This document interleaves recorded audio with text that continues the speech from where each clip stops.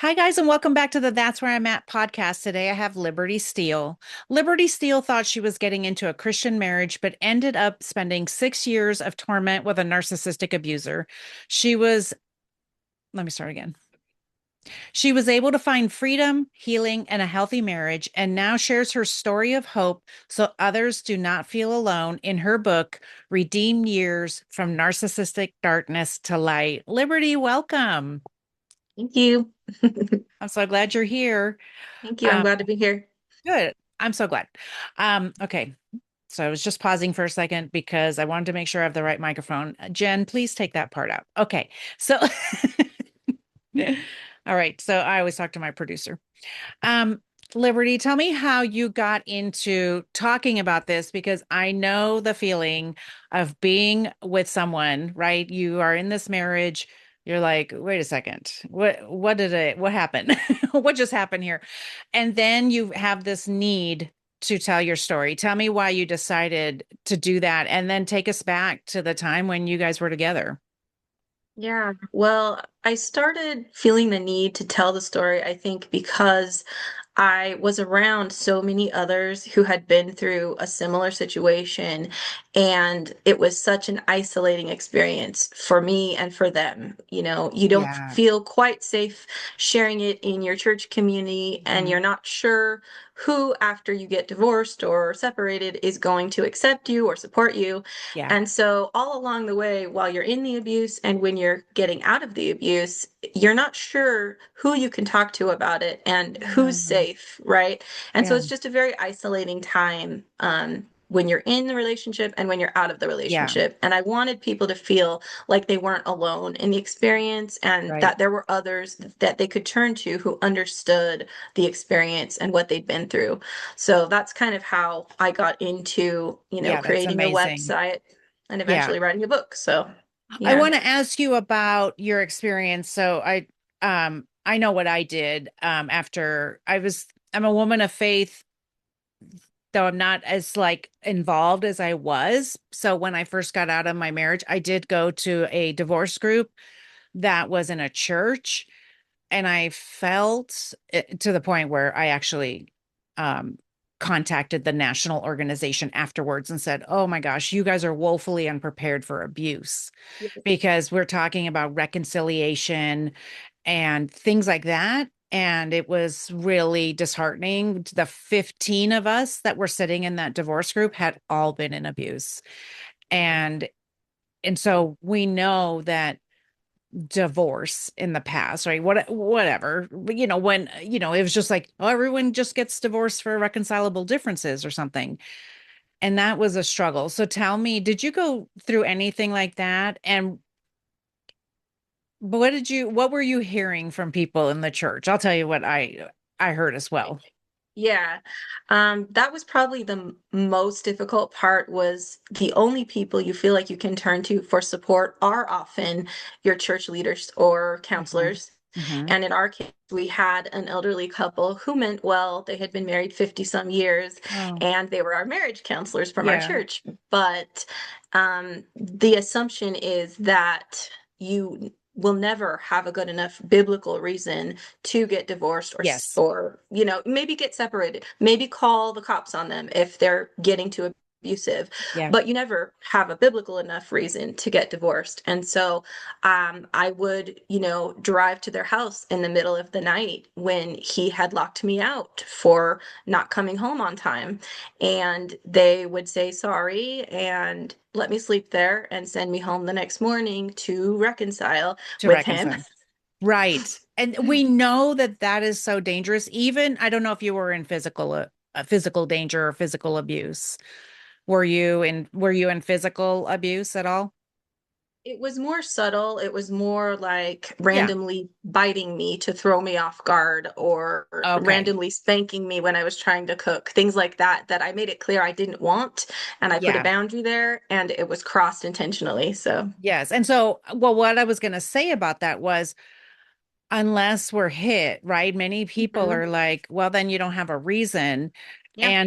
And so we will discuss it during this because I even Mm. have resources on my website. There are biblical reasons to get Yes. divorced. And so, Yes, there are. and there are resources for you on the website, and Liberty is saying the same thing. So, there are biblical reasons. We tend to use the scripture of God hates divorce, and we use that like a sword, and it's like, too bad, this is it. You're stuck here forever. And that's not true. So, and Yep. so that's a shame. Even Even though, that scripture is misconstrued, yes, it because if is. you really look into that scripture, it's Yes. talking about God not wanting a man to treat his wife the wrong way. Exactly. And they were divorcing their wives over nonsense. We'll just Right. call it nonsense. And so that was the directive was, God hates divorce. Stop divorcing your wife over nonsense, Frivolous over men who were frivolously. being mistreating their wives. Yeah. Yeah, which is so ironic that we use that scripture is used.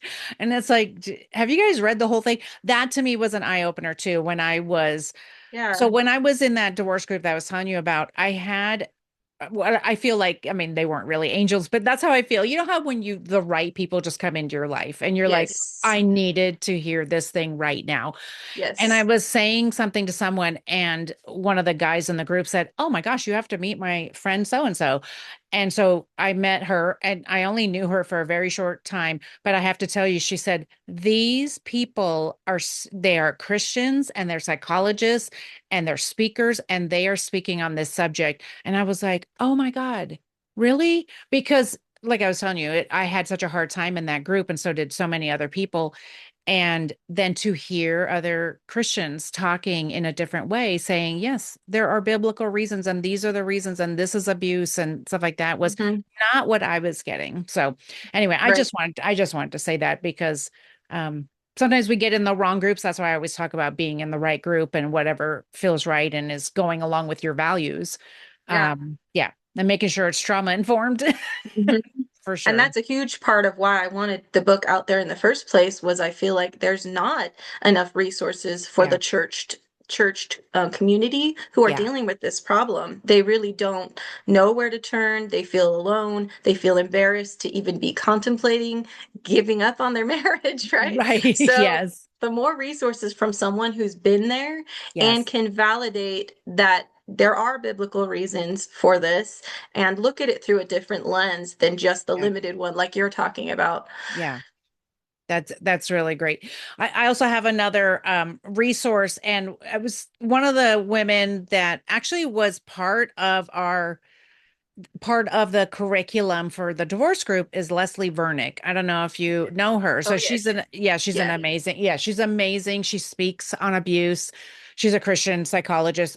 Amazing. She's one of the first resources I saw I that love that. Me contradicted, yeah, too. Oh my gosh. contradicted what I had heard. So, Yes. Oh my gosh. Me too. And listen, yeah. when I talked to the national organization, I said to them, you have Leslie Vernick at your fingertips. She's Hmm. literally in your curriculum. Why you're not Hmm. listening to her is beyond me, because Hmm. they weren't using those parts. So one of her podcast episodes, which I have linked, it talks about um she she had a pastor on her podcast, and I just want to talk about this because I think it would be a good resource for people.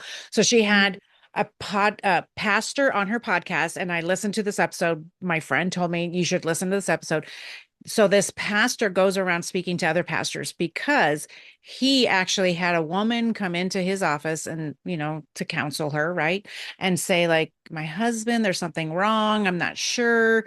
I don't think she was in physical abuse. And it's like, there's something wrong. I'm not sure. So he had the counseling and had them reconcile. And the husband also got him alone and was very manipulative. Now that we're looking at it in hindsight, okay, he's a psychopath. And then he ends up murdering her. Of course, yeah. Because it escalates from, oh, Yes. there's nothing physical, to, oh, it's very controlling. And then all of a sudden she tries to get some space and it Yeah. turns lethal. It's not Yeah. uncommon at all, right? And of those churched women I'm saying women, but there's men also, of Yes. course, who are Right. who are victimized. But we But know that the majority, and listen, we know the majority of abusers are men, and the a majority of people who are abused are women. So we're going to be okay with saying that, and then everyone yeah, else can stick the information. But we are going with the majority because those are the statistics. So it's okay for you to say okay. that. So Yeah. 1 in 3, 1 in 4 is a very moderate Yeah. estimate, right? 1 in 3 is probably more realistic of the women who are sitting in a church pew, Yes. suffering abuse in their home Yes. and not telling anybody or not getting help. And I want to talk about that statistic because, like you said, it's probably 1 in 3. Because listen, I was in abuse and I didn't know I was, and I was Right. sitting in a church, right? Yeah. And also, we have to think about the women who are not being counseled the way, like the way they should be, right? Right. Because they're going to their pastor and they're saying like you had, well, sorry, go back home and reconcile. Mhm. And so maybe they don't even know they're in abuse because listen, I didn't know what No. was going on. I just knew my husband was a jerk and I didn't want to be alive. Did I know Yep. that was abuse? No, I did not know that was abuse Exactly. until the very end. Yeah. Yep. What about you? You spent 6 years with your ex. Okay, so tell me, where did you guys meet? So I was getting close to 30. I was thinking, where is this Christian husband, right? And Yes. I was going on some of the websites. So thinking, there'll be good Christian guys on there that I can vet, so to speak, go Yes. through their profiles, make sure we match up, right? Uh-huh. Of And not ever having the concept of a narcissistic person and that course they not. will mirror or present exactly what you want to hear. Yes. So very calculated, right? But you don't think that kind of person exists. So I went on Christian Mingle.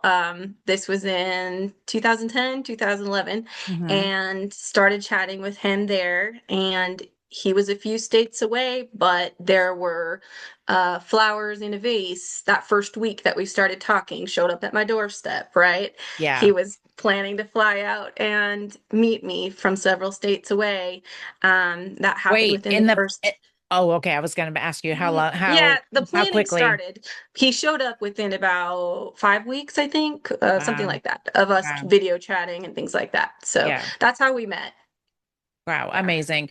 And so that is our red flag for you guys. That was love bombing. The thing is, the sad part is, right, that the flowers in a vase doesn't sound bad, right? That doesn't Everybody sound, wants it, right? everybody wants it. There's nothing wrong with that, but just remember we don't have to rush, accept it, and don't let it fill your validation, Hmm. whatever. That Yeah. part of you that needs that external validation, yes, love it, enjoy it. Um, I just, it's And the hard. It's so planning that goes along with it, the future talk, the future faking faking. is Yes. very meaningful to someone who's thinking, okay, I'm pushing 30, I've been saving myself, I still need to get married. Yeah. Oh, and he can see a future with me. He's already describing me moving out to Oklahoma and setting up house Mm. and what our lives would look like when I help take care of his children.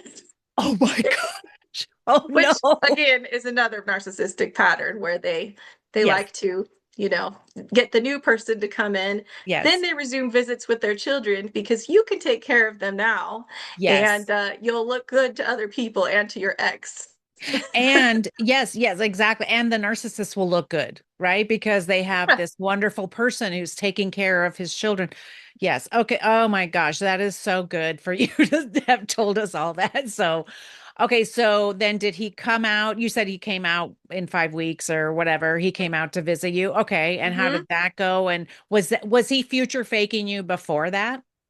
Yeah. All leading up to that, most of our video conversations and phone conversations were very future focused. Yeah. And then this in-person meeting about 5 weeks or so in was almost just to confirm, to validate what we already knew together, that we That you had a guys, future together. yeah, that you guys really had a connection. And yes, of course you did. But Do to you? me, I wasn't listening to my gut, my Holy Spirit discretion, because Okay. he went to hold my hand right away, and I felt kind of weird, but I just kind of went with it. And then he went to kiss me our first night together, our first dinner together, Yeah. and really, really kiss me. And I was a very conservative girl, and I was just Yeah. kind of letting it happen, like, oh, I guess this is a good thing. But I felt kind of funny. I was like, like the assumption that he knows me really, really well was Yeah. already there, and that Yeah. I would be fine with him doing those things. He wasn't checking with me or anything. He Wow. was just plowing forward, kind of, if that makes sense. It does. And so, I mean, that's good. You said you had a check. You had a check in your spirit, Hmm. really. Because were those values something you had? You're like, I don't know that I want to rush into that first kiss right away. I don't know if I want to rush. Even the holding hands. Talk to me a little bit about that. Was that something you just even wanted to slow the whole process down? Yeah, because I kind of had that sense of like we've never actually been around each other in person. Yeah. So I felt like there should be some sensitivity to that, maybe. Yeah. Like at least just kind of checking in with me. Hey, are you cool with us, having affection right now?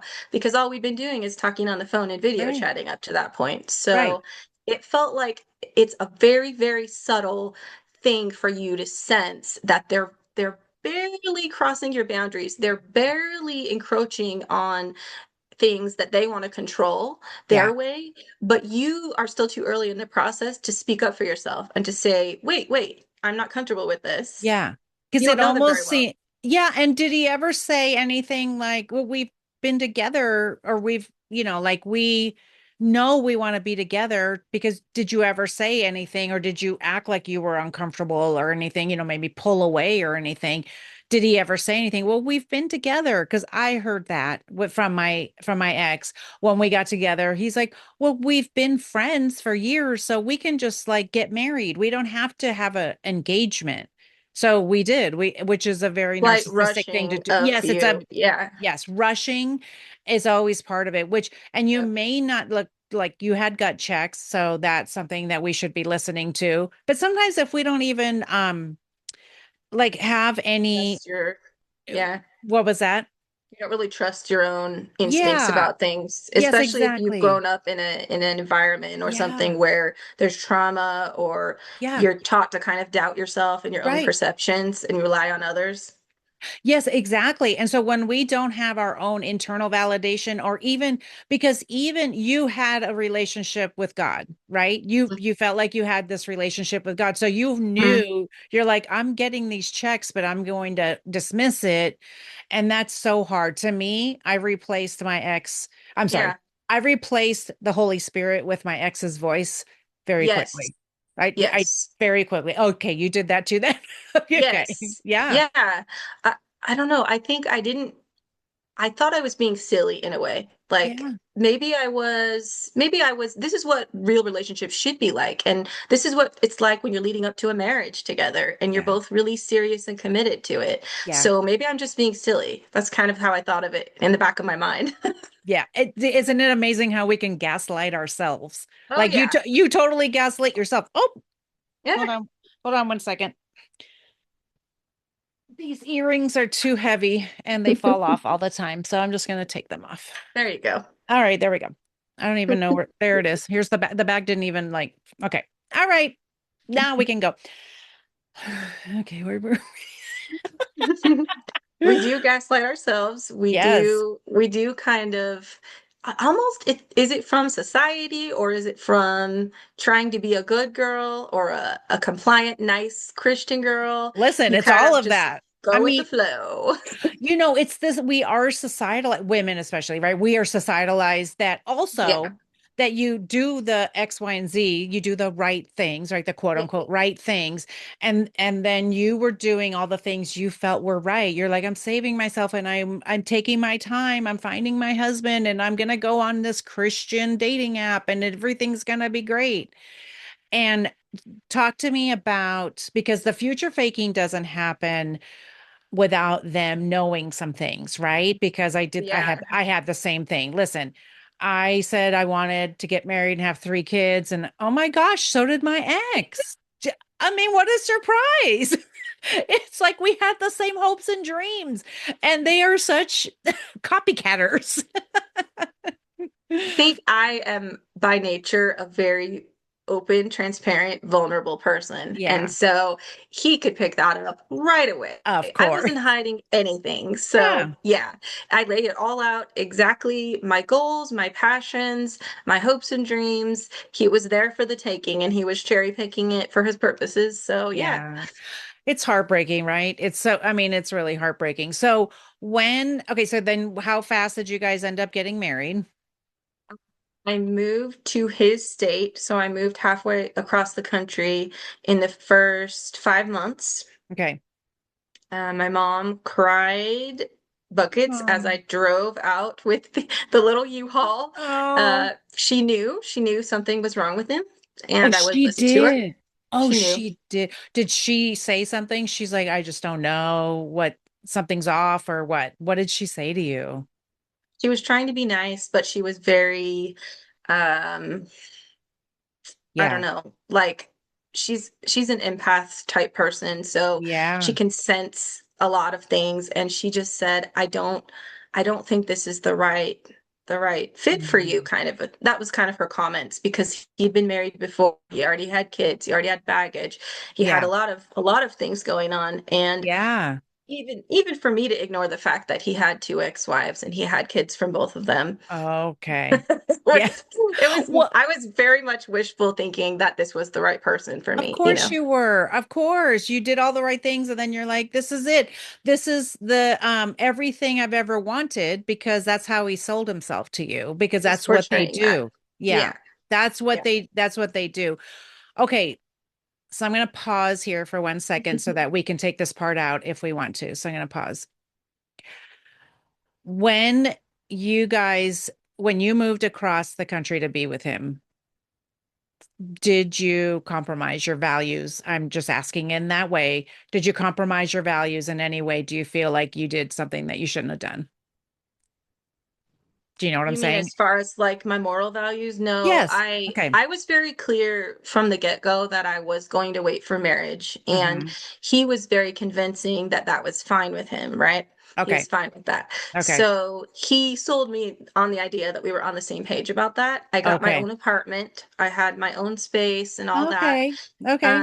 So I was just there basically in the same town as him so that we could go to premarital counseling together Yeah. and get to know each other well enough to actually get married eventually. Okay. So, yeah. And then when did you guys end up getting married? So the premarital counseling period was at least 10, 11 months. Wow. Wait, Yeah, was that normal for the premier? no, no, because there were issues that needed addressed. Wait, were there issues by the counselors? Well, they recognized our challenges were significant, and I think they wanted to take us through some more coursework and things like that. Oh, interesting. But Okay. I also I had a few big flags where I had to like, let's Really? reconsider. So, Okay, so talk to me about that in case people want to know like what mhm, kinds of things you saw. yeah. Yes. His temper started to kind of escalate a little bit. Oh, And so there were times when I couldn't tell if it was his military injury mm, or is something else abusive, right? Because I right. didn't know what that was at the time.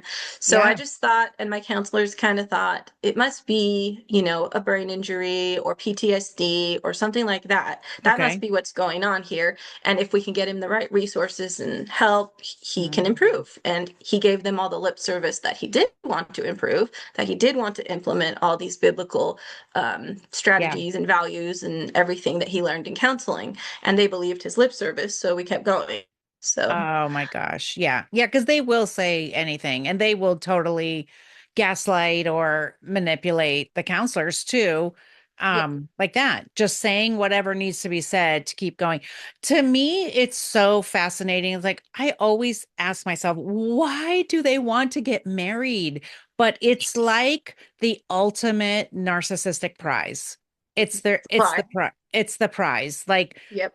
that they can get somebody locked down. Well, the actual prize is like getting you pregnant. That's the big prize, if you True. can. But Yeah. man, I never understand that. I'm like, for as much as they really hate women or their partners, I mean, seriously, the way they seem to hate them, like, why do you want to get married? Like, They're what's not the point? there to give to anyone else. They're there to take what they need and want. Yes. So it's all about supply. It is. And so with you saying, look, I want to wait till marriage and all that, Hmm. he had to jump through the hoops Hmm. to get to that. The only reason I asked you about compromising your moral values is because I was interested to know if he manipulated you in that way. And so Yeah. congratulations. But I Yeah. mean, I I mean, mean, there were little ways. There were little ways. yeah, Like of for course. example, if he couldn't go all the way with me, Yeah. then he would convince me that I should like touch him and learn how to do Oh, that or something, that okay. sort of thing. So Yeah, he was kind of gradually like seeing what he could push past, what he could get away with. of And course. then he proposed about, let's see, 6, 7 months after we met, and I was living there in my own apartment. We were Okay. watching a movie. He proposed. Oh, so romantic. It was a romantic movie. So he proposed afterwards. And I was kind of like, seems kind of soon. We just like did barely any premarital counseling at this point, but Yeah. okay. Like maybe we can just say yes and then keep working on stuff. Yes. And he did the bait and switch where we went to our counseling session after that. They recommended he make double sure that he was done with his ex-wife because he had 2 daughters with her. So Okay. he needed to go back and make sure prayerfully before the Lord that there was nothing left with his ex-wife. So this made me, Oh, pretty uncomfortable, but I went with it. I was like, okay, let's just make sure before we proceed. Come to yes. find out later, he's using that time not to stand still before the Lord, Yeah. but to go back and try to get in with his ex-wife in her bed, basically, during this time. Wow. Oh Well, my, the girls need help. She needs help with the girls, and I need to go check on them and make sure that she's good, But if he can't get what he wants from me, he's gonna go see if yes. there's somewhere else that can supply him with A that the time. exactly. Oh my gosh. Okay, so the class that I had taken, the group I would that divorce group, that was one of the things which I'd never heard of this, and I don't even know if it's biblical, because I don't understand that. That is what was in the divorce group as well. They showed us a video about a couple that were going to be on their second marriage, and they each went to the other one's past partner to ask if there was anything left and Yeah. could they marry them. I'm like, I was dumbfounded. I'm like, where is that biblical? There That doesn't any even, chance to save something that's already done? it I doesn't, don't and know. all for But to this. him, it was an opportunity to, Exactly. Yes, yeah. exactly.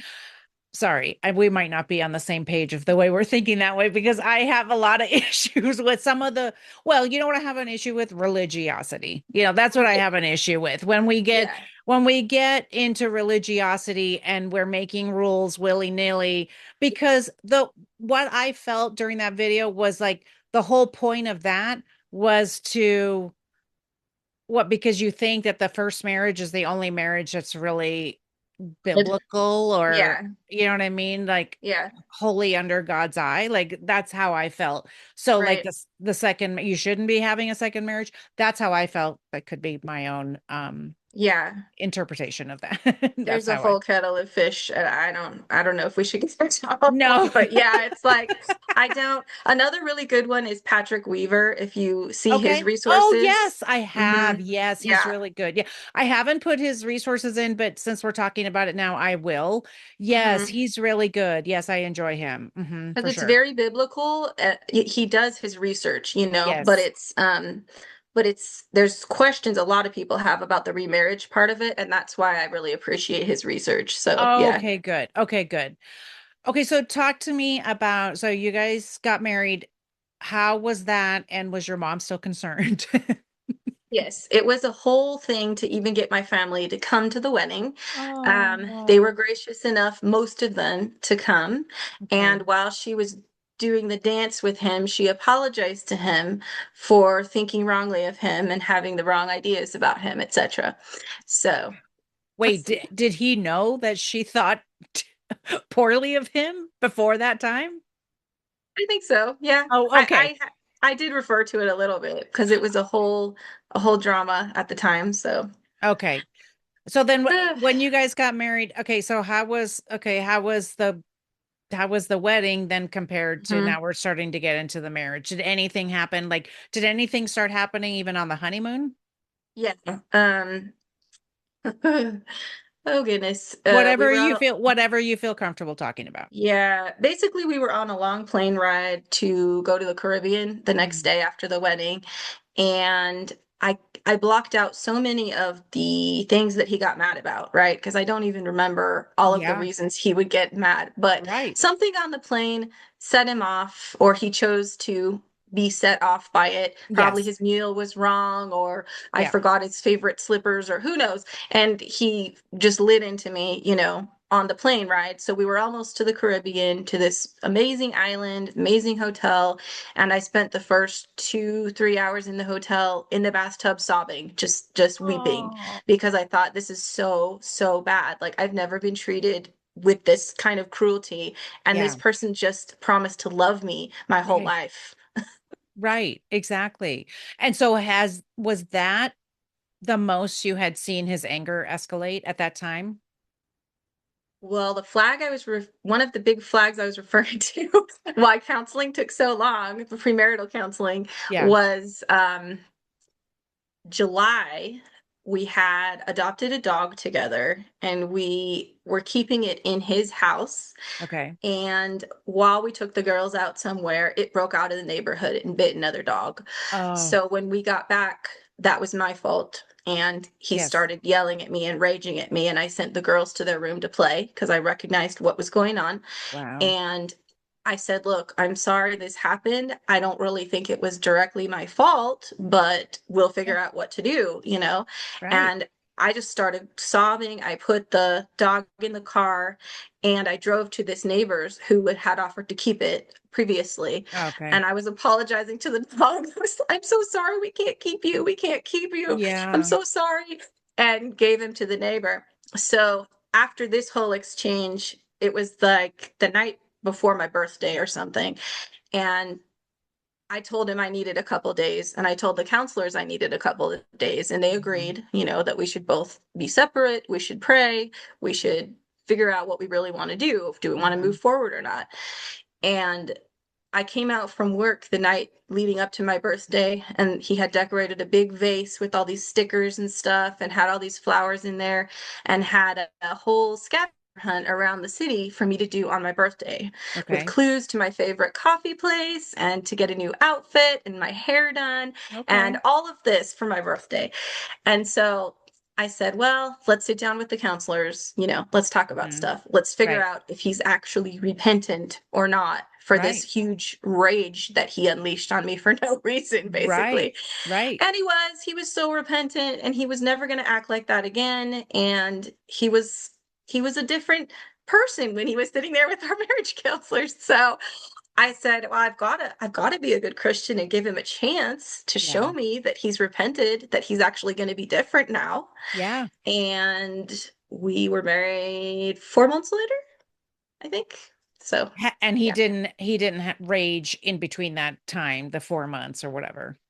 I think he was pretty good. He Yeah. was pretty well behaved. Like he could Okay. control it a little bit. Yeah.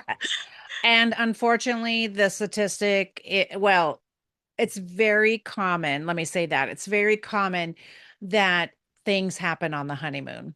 Yes. That it's very common. Like you're married and there it is. Like now they're Yeah. like, I can now take the mask off and I can be who I truly am. And you're locked Yeah. down. Too bad for you, you Yep. know.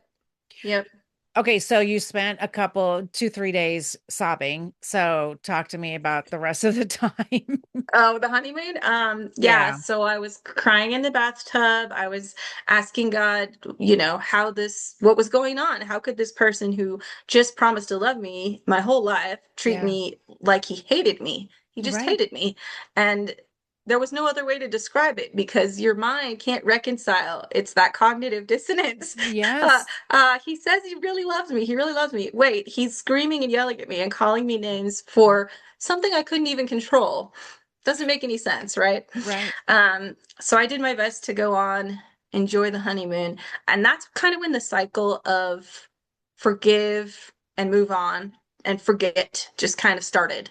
I think at that point Yeah. I was just deciding it's going to be hard. I know it's going to be hard. He has his issues. He has this brain injury, PTSD, whatever. So it's going to be hard. Fine. I can do hard things. Let me set out to prove that I can do hard things by Oh, staying with this jeez. cruel, awful, tormenting person, And that's Oh I my just started doing gosh. that every time we would fight, or I would get blamed for something that made no sense, or whatever. Yeah. I would figure out how to reconcile and move on and ask God to make me forget. And for the most part, I've forgotten most of the details. Yeah, for sure. I, and I can so resonate with all of that. I really can, because that's how we end up. Well, we end up in the trauma bond really super fast because your abuser is also your soother. So you Yes. you wouldn't have stayed for as long as you did because every single day, every hour of the day was bad. There were the good times put in there, Little and that breadcrumbs. yes, exactly. And so the hope and breadcrumbs keeps us trauma bonded because our abuser is also our soother. That's how I stayed 33 years, It's because I also like Amazing. his parents are still together. My parents were together until my mom passed away, 60 years. So it's like, why would I think anything else, right? Yeah. I grew up with you get married and this is what you do forever. Yeah. Not knowing that I probably should have been taught like how not to compromise myself and red flags and stuff like that. But did we even talk about that? No. I'm Gen X. We didn't talk about Didn't that talk stuff. about anything meaningful. Yeah. No, if you weren't being hit, it wasn't abuse. And so there wasn't really a discussion. We don't have the Mm-mm. language. We don't have the language that we have now, right? Mm-mm. We don't have the language. We don't have these conversations for sure. Like I never had these kind of conversations. So Mm-mm. tell me about the 6 years, the time you guys spent together. Yeah. I think I went into that first year, like I said, just kind of expecting it to be hard. Yeah. And you have people tell you, oh, the first year is really hard. The first year of marriage is really difficult. Right. So my expectation was like, okay, I can do hard things. He already has issues. He has a lot of baggage. I'm going to do this. I'm going to do this hard thing. Yeah. Well, the first year was beyond any normal definition of hard. It Right. was, oh, okay, we're newlyweds, but I refuse to hug you anymore because you expect it. Or I refuse to hold the doors open for you anymore because you expect it. Yep. Or let me just stop talking to you for 2 weeks because you did something that pissed me off a little bit. So now I'm going to leave you to grovel and figure out Yeah. what you can fix to make me talk to you again. Yes, exactly. I mean, and people just don't realize that that's so abusive, the silent treatment. The My ex used to say to me all the time, like, you know what you did. And I'd be like, I don't know what I did. Like, tell me what I did so that I can fix it. Because of course I was like desperate to fix anything, right? Yep. And he would say, well, if you don't realize what you did, you probably should have some more introspection. You should really Mm. think about, then you should really figure out what you did. And I'm just like, Hmm. just freaking tell me. Just tell me, It just, communicate. but really, all that was said to manipulate and to gaslight and Yes. to make you unstable, because gaslighting and the whole thing of the narcissist is we're causing Yeah. chaos and confusion. So Yep. that whole thing, whether I did something wrong or not, quote unquote wrong in his eyes or not, he was going to make me sit and think about it because Hmm. that was causing chaos and confusion. Yeah. And Yeah. and for you to go, like you said, grovel, totally understand that. I would do anything Yeah. to please just talk to me. Like, Yeah. I was in one of those periods of the silent treatment, trying to yeah, figure out what I could do, and I would sleep in a guest room so that it wasn't so uncomfortable. And Mm. I remember one of the most uncomfortable situations was an older there was an older Asian man in our apartment complex, and he had been kind of looking at me sometimes, right? Mm. And then I hit his car. Oh, shoot. I hit the back bumper by accident, like barely tapped it, got out, apologized, didn't have my windshield wiped from the frost or whatever it was. Yeah. So it was very uncomfortable. So I told my husband at the time, oh, I had this interchange with this guy. I think he's kind of mad, Yeah. whatever. Well, during this period of the silent treatment, I was outside crying. I was outside sitting against a tree in our apartment complex crying. And that older Asian man came up to me and was offering me cookies and stuff and telling me that I was attractive. Oh And my gosh. I was very uncomfortable. And your first thought is, I need my husband to help me out. Like Yeah. I don't want this situation, and I need to go tell him so he can help me get out Right. of this situation or pound the guy or whatever. No, Right. that's not going to happen with a No. narcissistic person, right? No. Can you predict how he responded? That you're okay. Did he accuse you of cheating? It's basically my fault, right? It's Yes. basically my fault. You were Yeah. doing something to attract the attention, Yeah, probably. and I need to deal with it myself, basically. He's not going to step up for Oh, me. yes. So not Okay. only are we already in this period of silent treatment where I'm trying to win back into his good graces, Yeah. but I'm getting hit on by creepy old men, and my Yeah. husband is not only not defending me, but he's also making it my fault and making Yeah. me deal with it myself. It was just the most confusing Right. cognitive dissonance, gaslighting, all the Yeah. things swirling around in there where I just wanted to crumple up in a little ball and like die. And that's the whole point, right? Is your self-esteem needs to Yeah, be they're chipping away at your self-esteem. And then because for him to be like, no, you're not even important enough for me to go out there and go talk to this. defend. Yeah, go Yeah, defend you. I would yeah. always say that to my ex. I'd be like, why don't you fight for me? He goes, I don't like to fight. And I'm like, is this your first day speaking English? Because like that word fight, like when you fight for something, you're not in a physical altercation, you ding dong, but Hmm. that's what he would do Hmm. to cause me to have to. Now we're having a fight over semantics, which was Hmm. always fun. Now we're having a semantics fight. And I'd be like, no, I want you to fight for me, like be on my side and fight for me. I don't fight. Yeah, Okay. Well, it's been lovely talking to you. Everything, and all it did was make me feel worthless. It really yeah. did. Really worthless. Yeah. Like, how far would you go in your situation to reconcile? Right. I mean, Like, I'm wondering in your situation, because in my okay. situation, I would do whatever it took pretty much to Any, reconcile. oh, for sure. No, I did. Yes, I did Hmm. lots of things. Yeah, I did. yeah. I did just about anything. And Um, listen, I have interviewed people on this show that they talk about what they've done to and Okay. that they compromise themselves. And that's the thing is, to me, it wasn't a compromise at the time, right? Because to me, it was, I have to fix this. And that's the mode I Yes. was in. The mode was fix it at all costs because he's obviously mad at me. And listen, I have friends who, like, we've talked over the years that have said, like, well, did you say anything to him? I'm like, no, because I was in abuse. I wasn't going to say one word because I didn't want him mad at me.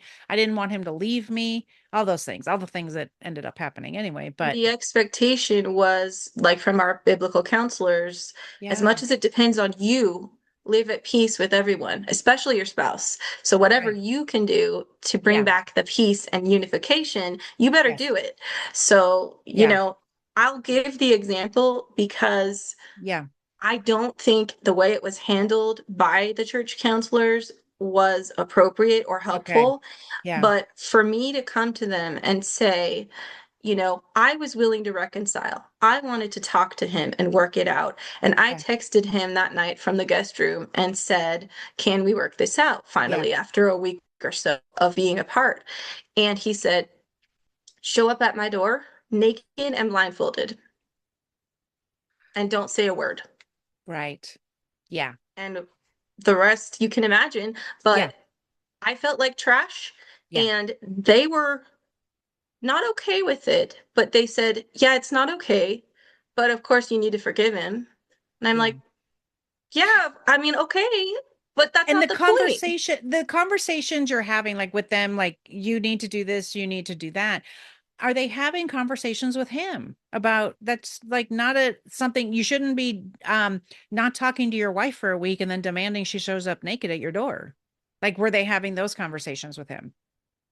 And I don't know what they said when they were alone with him because sometimes they okay, had their own counseling sessions, but okay, I'm sure he would reassure them that he would do the biblical thing and be a yes, godly husband and all yes, that. He was great at talking that way. So, yes, yeah. And there were times where especially the last couple of years, going to marriage counseling, and my ex would be like, yes, I will do it. I was telling somebody yesterday, I'm like, he would say in the marriage counseling, yes, I'm going to do this, this, and this. We would get in the car and he'd be screaming at me, that I can't believe you talked about that and blah, blah, blah. And you're embarrassing, you embarrassed us. And it's like, we weren't even away from counseling for 5 minutes and you're already yelling at me and we already are starting over.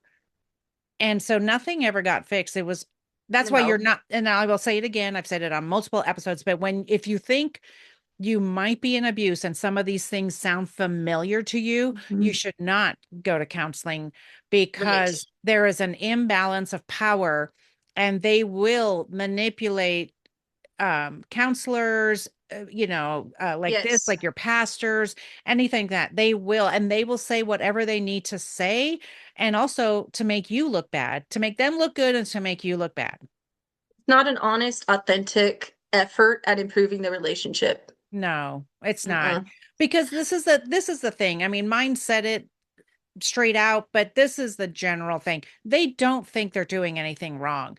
You are being difficult by not just following the rules and shutting Okay, your mouth. so and that's the religiosity that you were referring to Yeah. is steeped in patriarchy. And we have to realize that so much of what we've been taught in the church that is Yes. supposedly biblical Yeah, is man's ideas it is. of how to control women. Unfortunately, I don't want to sound like I'm not a feminist or anything like that. I'm just pointing out you need to sift through all the ideas that are Yeah. coming from your church and that Yes. they're saying are biblical and make sure that they're not just man's spin on things Yes. to be in control how do you say it, patriarchally or whatever you say, Yeah, like no, it's it's so so much of true. that going on. It's colored by all of that. It So is. Yeah, and no, you're there are books out there that if you want to see the way some churches don't allow women to teach and things like that. And there's a lot of information of like where along the way women, and it's not necessarily biblical, where women were taken out of the equation. Does it And glorify God to objectify anyone, right. man, woman, child? I don't Yes. care who they are, green, Right. black, purple. If you start treating them as an object Right. versus the sacred creation that God has Yes. made, Yes. that's where you run into problems. And Because that's how I really, was treated, like in the story I was just telling, you know? yes, exactly. And the scripture of like, um, I don't have it handy, so I forget. Mhm. But the way the husband is supposed to love his From wife, Ephesians. Yep, like the church, right? from Ephesians.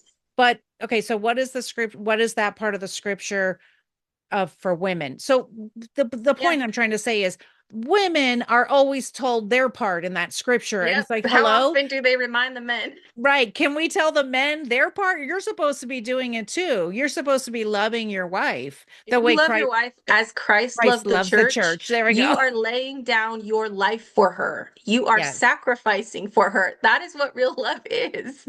Right. It's not just get a submissive woman who will do everything for you and she better follow the rules. This is when you start getting into religiosity. And Yeah. so if you're hearing this and it sounds familiar, there's tons of resources. We'll add Patrick Weaver to the list as well.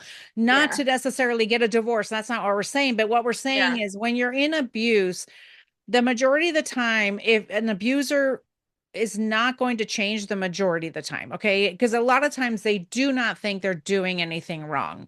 They are intentionally doing these things. Please hear that, because Yeah. they have choices. They don't abuse the, like, people at work. They're not Mhm. abusing, whatever. They're not talking to the mailman like this, all those things, especially when you have a covert narcissist, which I'm assuming he kind of is, though. I mean, when he was getting mad at you on the plane, he wasn't like yelling and screaming like at you like that. It was more of a undercover sort. Publicly acceptable sort of Yes, way of berating me. Yeah. got it. Yes, I had one of those too. Yes, I was often in I trouble, always and felt safer, like at church or with church friends. I always yeah, felt safer because he would be nice to me around those people. So isn't it so sad? Yeah, I I would said rather spend time at my church friend's house because I knew I would be treated better. yes. And it's so sad. And that's the thing I always say. It's like, that's why I didn't understand when we would go home and he'd say, like, everybody likes me but you. And I'd be like, what am I missing? What am I missing? Because then I'd think, like, well, when we're out of the house, look, he can do it. He's nice to me. He's nice to everybody around him. And then we go home and he's like right into the silent treatment, like the way we would be making dinner, whatever, right? And then like watching TV. And then sometimes we'd be watching TV together or something, doing whatever together. He'd literally get up, go in the bedroom, turn off the light, go to bed. And I'm like, hello? Am I a partner here? And I'd be like, are you sleeping? He's like, oh yeah, I'm going to bed.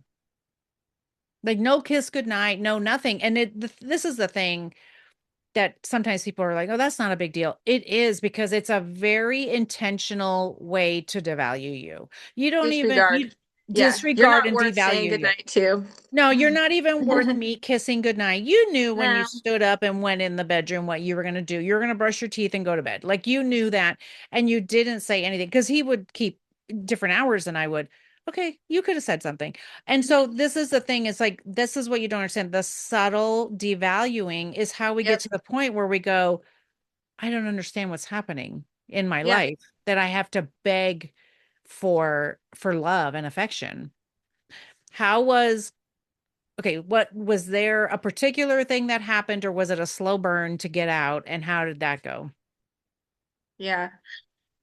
Hmm. I think about I want to say it was initiated by having a baby, which probably Mm, shouldn't be a surprise to you. Um, because like you said, they like to have the child and then, yeah. that was a feather in their cap. They can claim Yes. they're a good parent, whatever. But Yes. in my case, I think that the the torture was put under the label of postpartum depression and anxiety, right? Yes.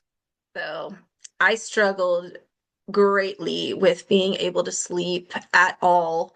I went weeks and weeks and weeks just seeing the sun come up every morning and crying and feeling that devastation that I had to face another day with him and with a Yeah. newborn and doing everything by myself Yeah. with no sleep.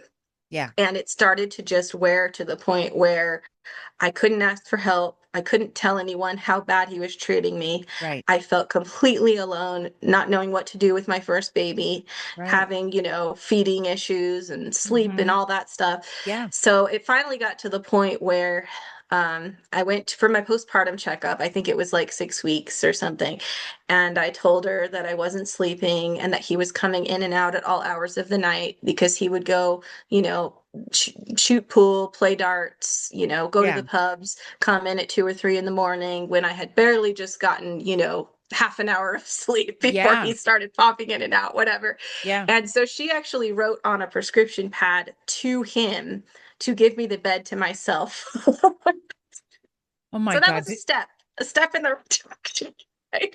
And this is the sad part, is that kind of stuff that they do, that abuse of not letting you sleep. Deprivation. Yeah, Yep. sleep deprivation. Yeah, any of those Hmm. things. I've heard that from so many people. Like there's multiple.